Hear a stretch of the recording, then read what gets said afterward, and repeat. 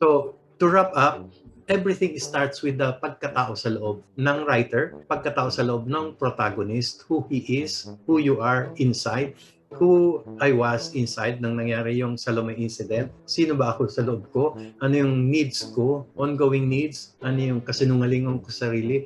Ano yung bagong need na na-plant sa akin nang nangyari yung incident na yun? Which I try to fulfill with my workshops. So may need na nag-drive sa akin after the incident.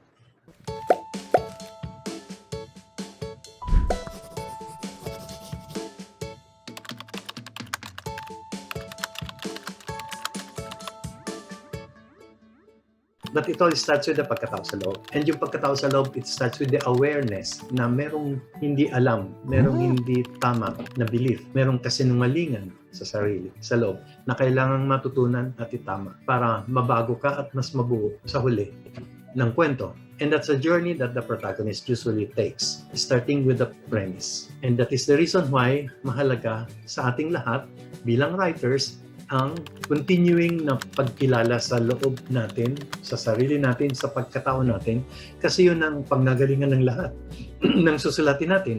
At lahat ng characters din ay susulat natin, lahat ng kikilusin nila ay manggagaling din sa kanilang pagkatao. So pagkatao mo ng writer at pagkatao ng protagonist mo at pagkatao ng audience mo.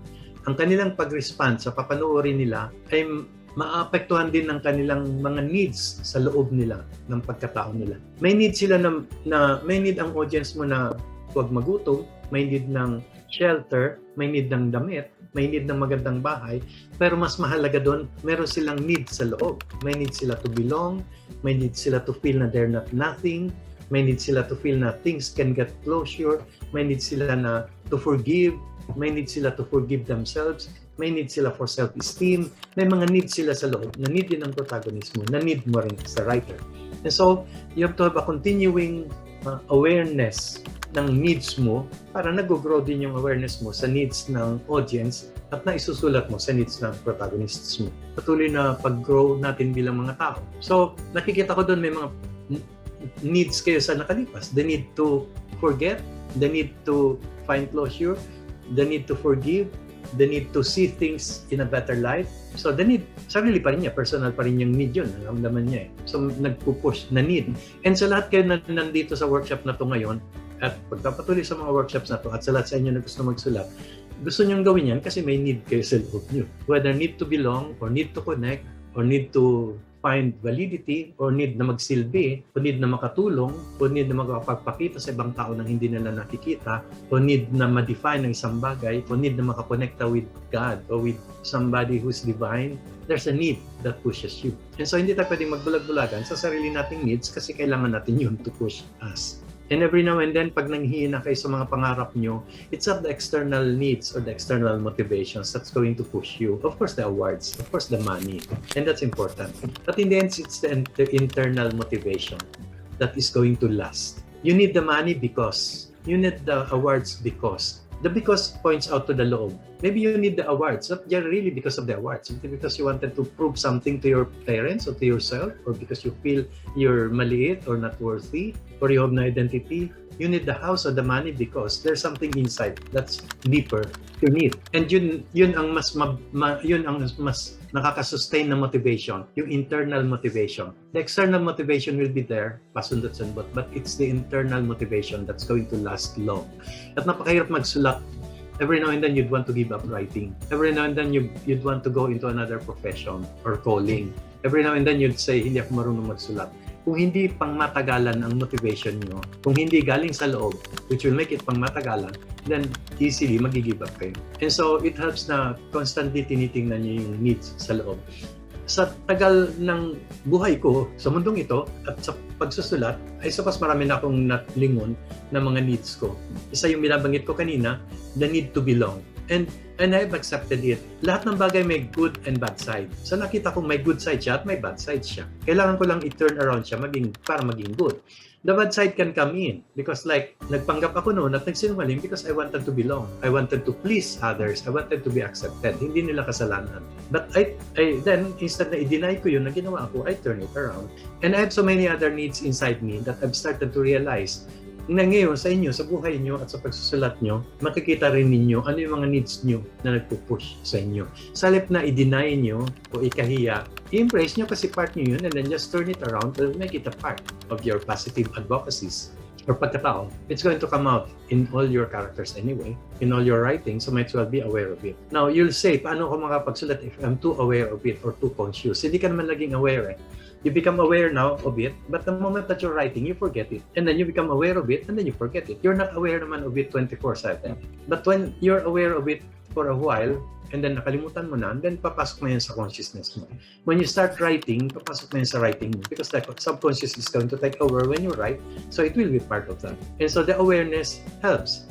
And so eventually, you're forming now your voice. And what is your voice? Your voice is all your strengths and goodness, but it's also all your weaknesses and badness. Your voice is also your traumas and nightmares and fears and bad experiences and mga bagay na hindi nagka-closure at mga sugat at mga tampo and resentments and the bad things and the misbeliefs. That's also part of you. And as you grow, maski may mga nag-improve doon, may mga kasama pa rin doon, that's part of you. Make good use of it. Come out with good stories. Be a better pagkatao inside. Maski na nandun yung part na yun, turn it around para makatulong siya na you become a better person. But you cannot deny it. So it becomes part of your voice. And the moment that you recognize it, then you become a better writer because you do not become like any other person. If you keep wanting to be a good writer and a good person, eh nandun nagawa na yan ng iba in their own way, in their own terms. Pero ikaw wala pa nakakagawa ng sarili mo the way you are. So, nag-iisa kang ikaw na kombinasyon ng good and bad, ng pain and joy and everything that you are. So, that is your voice. People cannot say and tell you it's wrong. No, it's how you want to write. If you want to write talky, then go talky. If you want to write very romantic, then go romantic. Si Wong Kar-wai is very romantic. On the other hand, some other filmmakers are not romantic. They're very, very cold and stoic, but they can both be good. So, it's your voice that's important.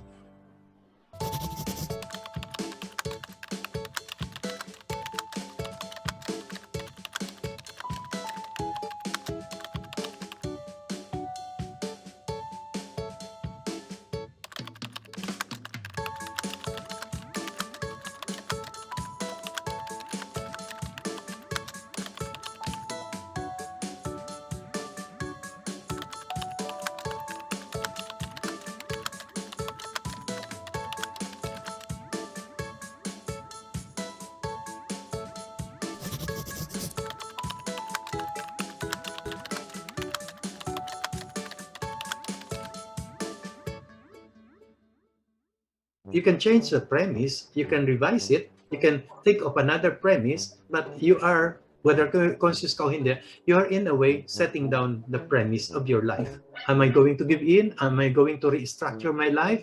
Am I going to live as if nothing has changed? Normally pa rin?